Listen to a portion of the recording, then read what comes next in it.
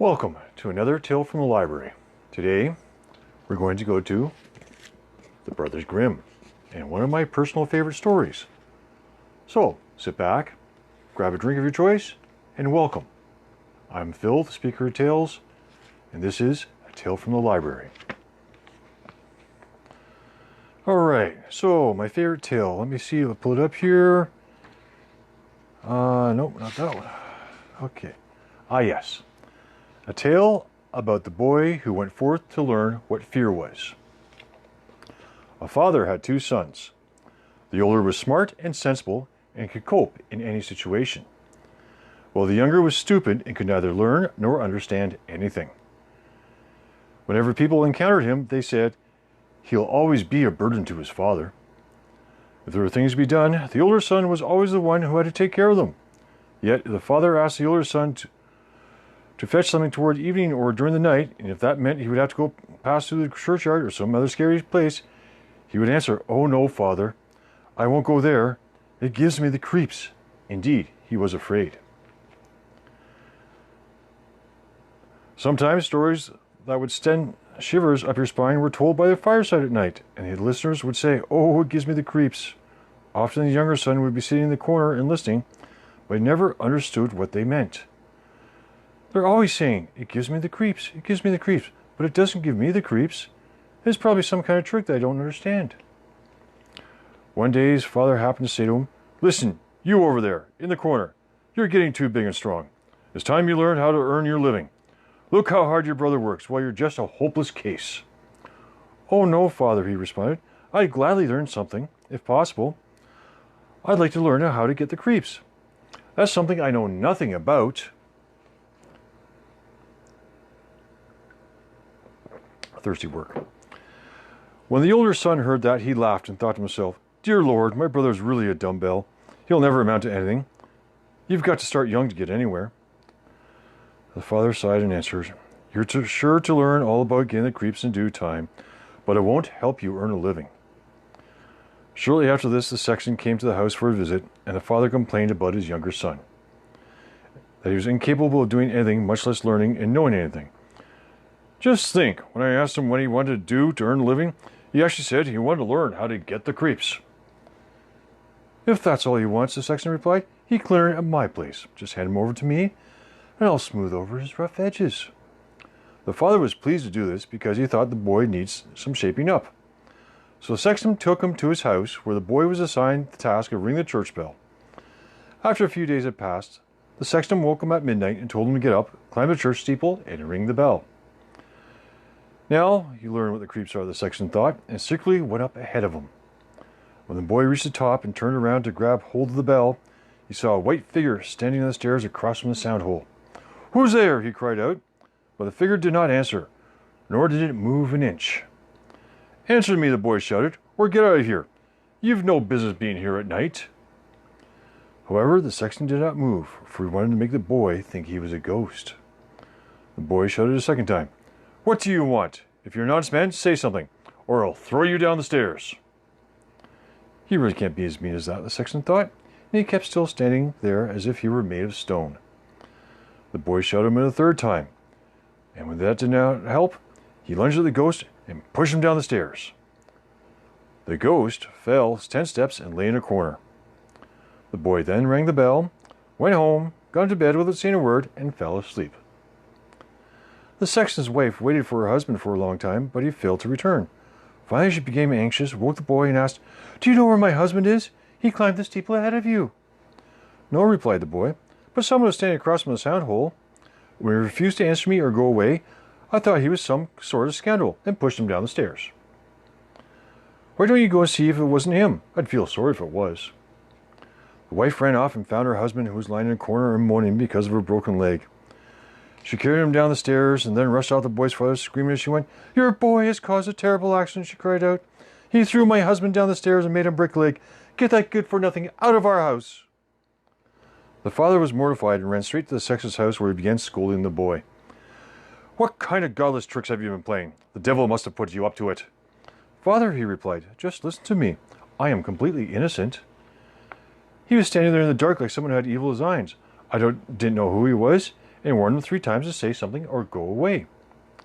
Ah, said the father, you'll be nothing but trouble for me. Get out of my sight. I don't want to see you any more. All right, father, gladly. Just give me until daylight and I'll go away and learn how to get the creeps. Then I'll learn a trick or two and I'll be able to earn a living. Learn what you want, father said. It's all the same to me. Here, 50 thalers. Take them and go out in the wide world, but don't tell anyone where you come from or who your father was, because I am ashamed of you. Yes, father, as you wish. If that's all you desire, I can easily bear that in mind. At daybreak, the boy put the 50 thalers in his pocket, then went out in the large highway and kept saying to himself, if I could only get the creeps, if I could only get the creeps. As the boy was talking to himself, a man came along and overheard him. When they had gone some distance together, they caught sight of the gallows. The man said to him, you see that tree over there? That's where 7 men were wedded to the rope maker's daughter. Now they're learning how to fly. Sit down beneath the tree and wait till night comes. Then you'll certainly learn how to get the creeps. If that's all it takes, the boys responded, I can do it with ease. And if I learn how to get the creeps as quickly as that, you shall have my 50 thalers. Just come back here tomorrow morning. The boy went to the gallows and sat down beneath it and waited until evening came. Since he was cold, he made a fire. Nevertheless, at midnight, the wind became colder, and he could not get warm in spite of the fire. When the wind knocked the hanged men against each other and they swung back and forth, he thought, if you're freezing down here by the fire, they must be really cold and shivering up there. Since he felt sorry for them, he took a ladder, climbed up, and tied one hanged man after the other, and hauled all 7 down to the ground. Then they stirred the fire, blew on it, and set them all about so they might warm themselves. However, they sat there without moving, and their clothes began to catch fire. Be careful, he said, otherwise I'll hang you all back up there. The dead men did not hear. Indeed, they just remained silent and let their brags continue to burn. Then the boy became angry and said, if you won't take care, I can't help you, and I surely won't let you burn me. So he hung them up all in a row, sat down by his fire, and fell asleep. The next morning the man came up and wanted his 50 thalers. Well, he said, now you know what the creeps are? No, answered the boy. How should I know? Those men up there didn't open their mouths. They're so stupid they let the few old rags they're wearing get burned. The man realized he would never get the 50 thalers that day, so he went off saying, never in my life have I met anyone like that. The boy also went his way, and once again he began talking to himself. Oh, if I could only get the creeps. If I could only get the creeps.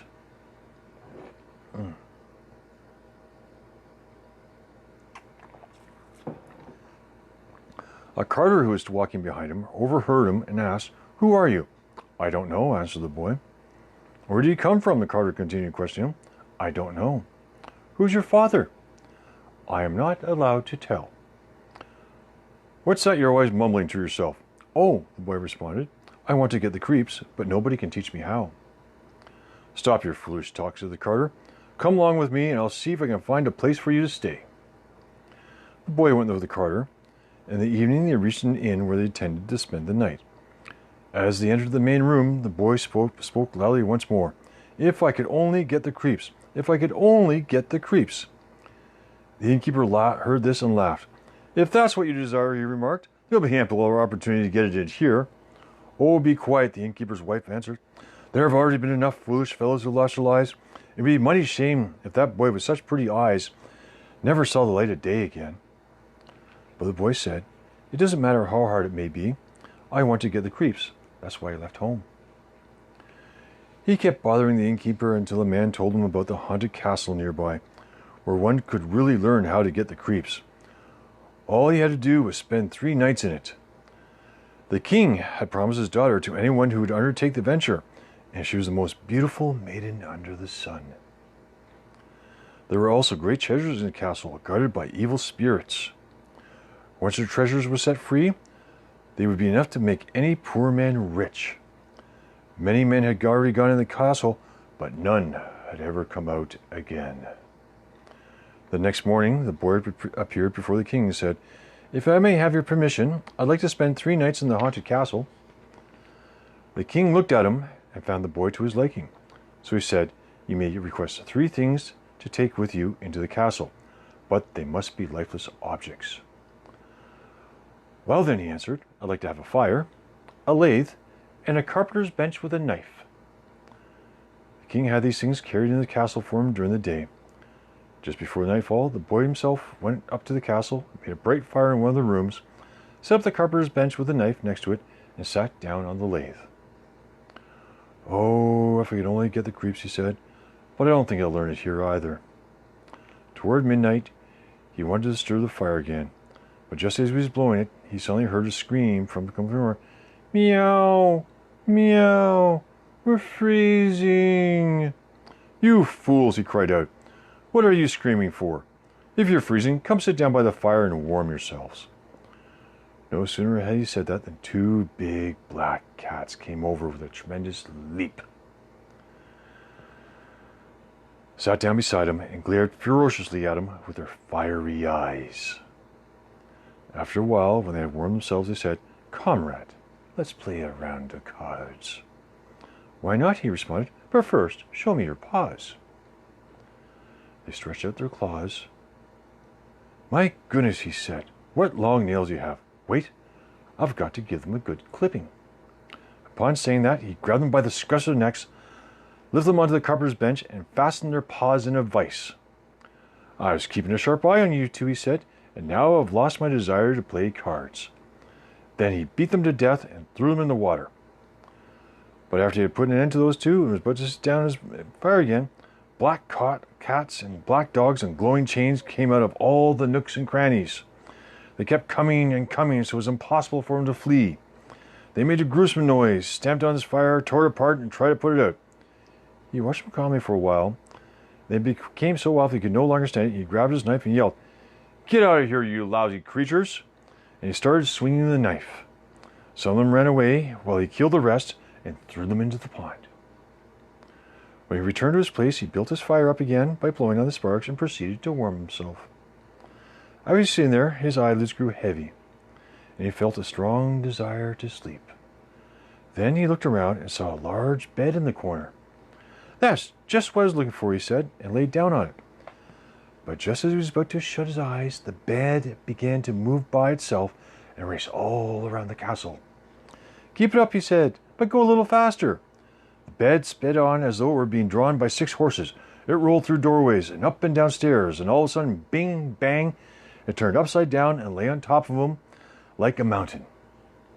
But he flung the blankets and pillows in the air, climbed out, and said, Now, anyone else who wants a ride can have one. He lay down by the fire and slept until it was day. In the morning, the king came, and when he saw the boy lying on the ground, he thought that he was dead, and the ghost had killed him. What a pity! He was such a handsome fellow, the king said. Upon hearing this, the boy sat up and said, It's not over yet. The king was astonished, but also glad, and asked him how things had gone. Very well, he answered. One night's over and done with. The other 2 shall pass as well. They went to the innkeeper, who gaped at him in amazement. I never expected to see you alive again, he said. Have you learned what the creeps are?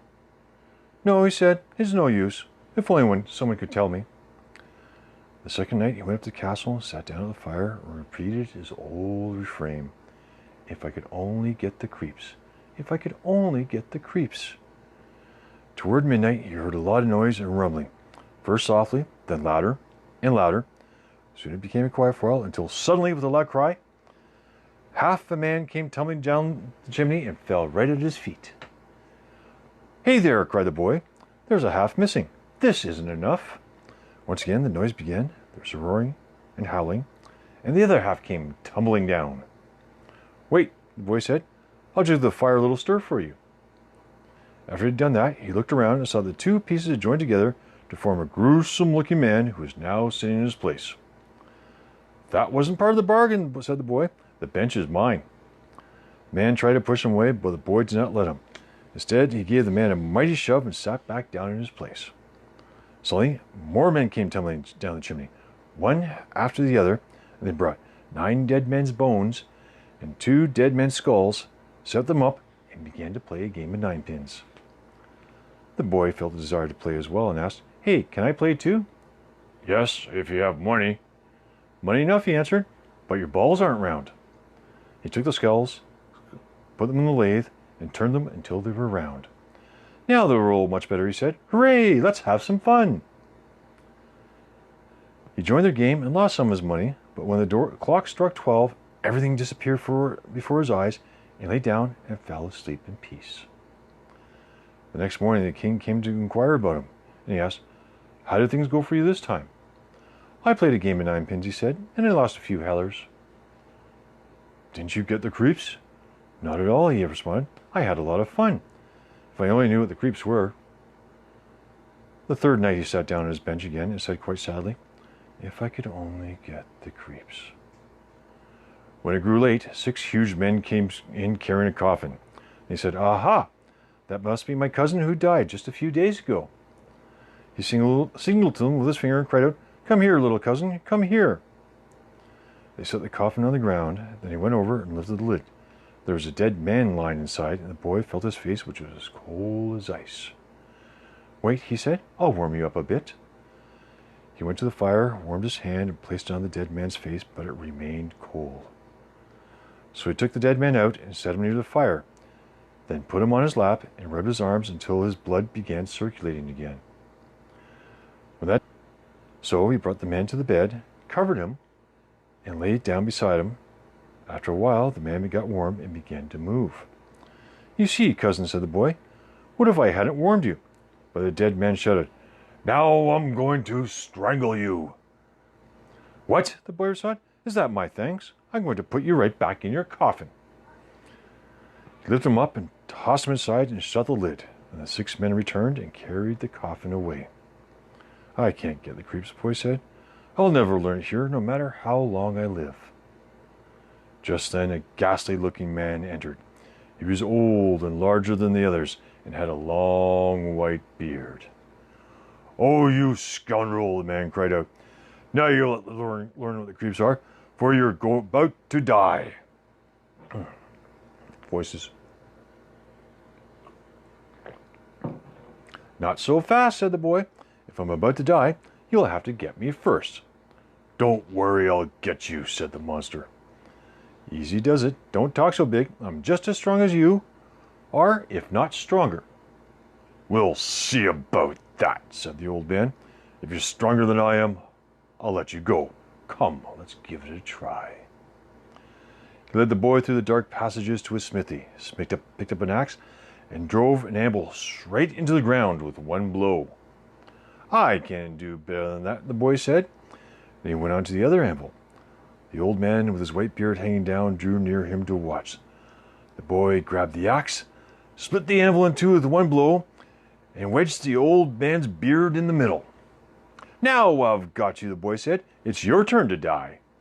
He seized an iron and beat the old man until he whimpered and begged the boy to stop and promised to give him great treasures. The boy pulled out the axe and let him go. The old man led him back into the castle and showed him 3 chests full of gold in a cellar. "One of them," he said, "belongs to the poor, the second to the king, and the third is yours."